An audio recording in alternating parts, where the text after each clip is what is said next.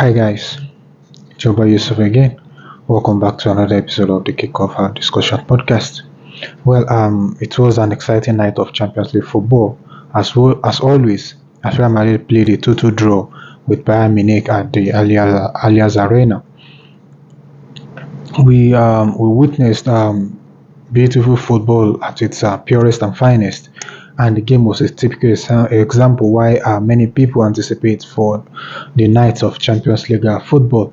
In this video, I will be discussing the tactics, the game plan, the key moments, and I will give my opinion about the game at the end of the video. Let's move to the tactics and game plan. Real Madrid used a 4-4-2 system of play with Vasquez, Rudiger, and Mendy all played in the central in the defense line, while Rodrigo, Toni Kroos, Tchouaméni, and Valverde played in the midfield. Then Bellingham played alongside Vinicius Junior in the attack. And on the attacking transition for Real Madrid, they set up in a 4-2-4 shape with Tchouaméni and Toni Kroos as the central midfielders, while Valverde and Rodrigo pushed high up the pitch. Um, this this limits Real Madrid's option in the midfield, which allowed Bayern Munich to flourish in the first 10 to 15 minutes of the game, because they took control of the midfield and they make the game very difficult for Real Madrid to play through their midfield. The playing system later proved effective for Real Madrid because they were able to stretch Bayern Munich defense, which led to the first goal. And on the defensive transition, they returned back to the 4-4-2 shape, leaving Bellingham and Vinicius ahead of the line. And Bayern Munich, on the other hand, they set up in a 4-2-3-1 system of play with Joshua Kimmich, Kim Min-jae, Eric Dyer, and Mazraoui playing in the defense line. Goretzka and Lima played as the holding midfielders, while Jamal Musiala, Thomas Muller, and Leroy Sané played in the attacking midfield positions. Then Harry Kane led the line. On the attacking transition, they set up in a 4-2-4 shape as well, with Sané and Musiala playing in the wide areas. Both players orchestrated most of Bayern Munich's attack throughout the game. And on the defensive transition, they set up in a 4-3-3 shape with Sané dropping into the midfield alongside Lima and Goretzka, leaving Harry Kane, Thomas Muller, and Jamal Musiala in the attacking phase. I would say that this formation is effective. This formation and game plan is effective for Bayern Munich, and they were able to take control of the midfield for majority of the game. Now let's take a look at the stats.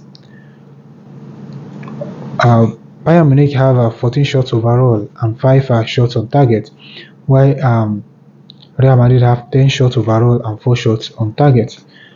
Bayern Munich have for a 52% possession, while Real Madrid have 48% possession. Yes, Bayern Munich have 6 corners, while Real Madrid have 5 corners.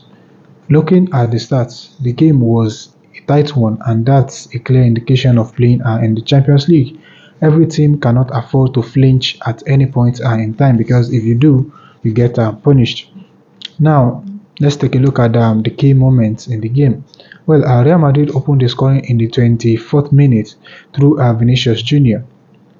There are different situations that led to the goal. Number one, Bayern Munich have 5 players against 4 Real Madrid players around the ball, and they could have won the ball easily. However, they couldn't, and they leave their defense vulnerable and stretched by Real Madrid.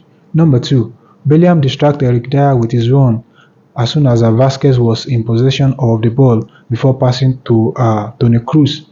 He then stopped and faced his half. With Toni Kroos in possession of the ball, Vinicius Junior drew Kim with his run, then quickly changed his direction towards the goal. Then Toni Kroos provided a beautiful defense splitting pass, which he converted to put Real Madrid in front. For me, the two central defenders are marking 2 different players instead of one then the other one providing a cover. This leave a big space in between them, and Real Madrid exploited this space to get their first goal with the first attempt of the game. And in the second half, Bayern Munich equalized from a thunder strike by Leroy Sané in the 53rd minute. Lima found Sané on the flank, who drove the ball straight at Mendy. Rodrigo should have closed down the space to narrow his options, but he allowed him into the box.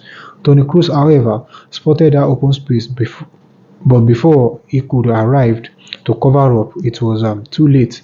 And around 55th minute, Musiala won a penalty after being brought down in the area by Lucas Vazquez. Harry Kane then converted to put Bayern Munich in front. For me, that was a reckless challenge because you already have Tchouaméni and Valverde coming to help and narrow the space. And at the other hand, Rodrigo also won a penalty after being fouled by Kim. Vinicius made no mistake to equalize the scoreline for Real Madrid. Now, let's move to my opinion. The game is square with so much to play for in the second half at the Santiago Bernabeu Stadium next week. In my opinion, I think the game has given Real Madrid a much bigger advantage going into the second leg, given the fact that Real Madrid have not lost to Bayern Munich at home in the last 23 years. I think Real Madrid will win the return leg next week, but let's wait and see how the drama unfolds. Well, that will be all for this video.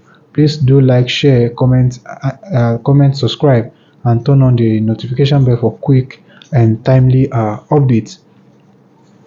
And let me know your view and opinion about the game and the return leg next week. I will see you in another episode, and bye for now.